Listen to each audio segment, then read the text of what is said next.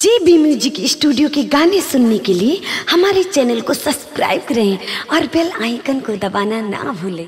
आपके जिला panchayat block Kaundhiyara ward number 58 से सविता चाची जी चुनाव लड़ रही हैं, जिनका विचार अपने क्षेत्र में अच्छी चिकित्सा का व्यवस्था कराना है। आप लोग अपना सहयोग बनाए रखें और सविता चाची को भारी मतों से विजयी बनाएं। सविता पांडे जिंदाबाद जिंदाबाद जिंदाबाद, सविता पांडे जिंदाबाद जिंदाबाद जिंदाबाद। आइल बाटे चुनाव तनी सुनाए भैया,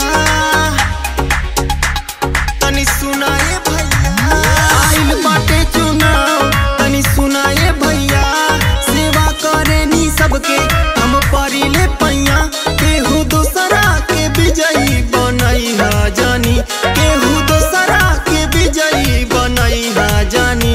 हरदम असही ना ओटावा गवाई हा जानी, हरदम असही ना ओटावा गवाई हा जानी।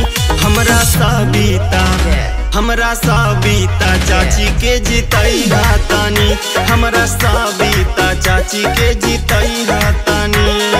सविता चाची जिंदाबाद जिंदाबाद जिंदाबाद, सविता चाची जिंदाबाद जिंदाबाद जिंदाबाद। क्यों पड़े हो चक्कर में, कोई नहीं है टक्कर में, क्यों पड़े हो चक्कर में। Recording by JB music studio Sant Kabir नगर। अब की जितादा विजयी बनादा, सबके सपनवा पूरा जाई हो, सबके सपनवा पूरा जाई हो।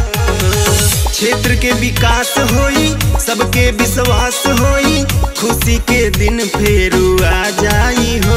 आई आवास घर दू ताला बनी, टूटल बाजत ना नालिया नाला बनी। ई ढोढ़ारी के सपना पुरैले बानी, ई ढोढ़ारी के सपना पुरैले बानी। हरदम असही ना ओटावा गवाई हा जानी, हरदम असही ना ओटावा गवाई हा जानी। हमरा सविता चाची के जितई हा तानी, हमरा सविता चाची के जितई हा तानी। सविता पांडे जिंदाबाद जिंदाबाद जिंदाबाद, सविता पांडे जिंदाबाद जिंदाबाद जिंदाबाद। क्यों पड़े हो चक्कर में, कोई नहीं है टक्कर में, क्यों पड़े हो चक्कर में। कोई नहीं है टक्कर में। बूथे पे जाई बटन दबाई, इनका के विजयी बना दिया हो, इनका के विजयी बना दिया हो। सविता चाची के वार्ड 58 से जिला पंचायती जिता दिया हो।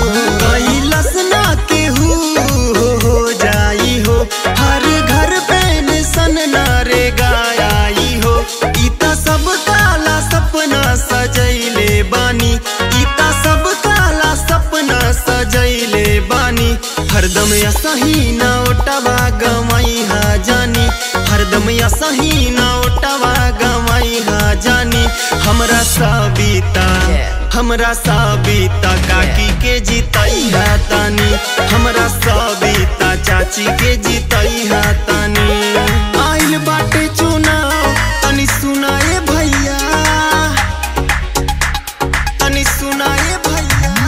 आइल बाटे चुनाव तनी सुनाए भैया, सेवा करे नी सबके हम परिले पैया।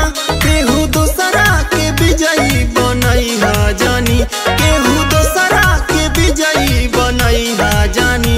हरदम असही ना ओटावा गवाई हा जानी, हरदम असही ना ओटावा गवाई हा जानी।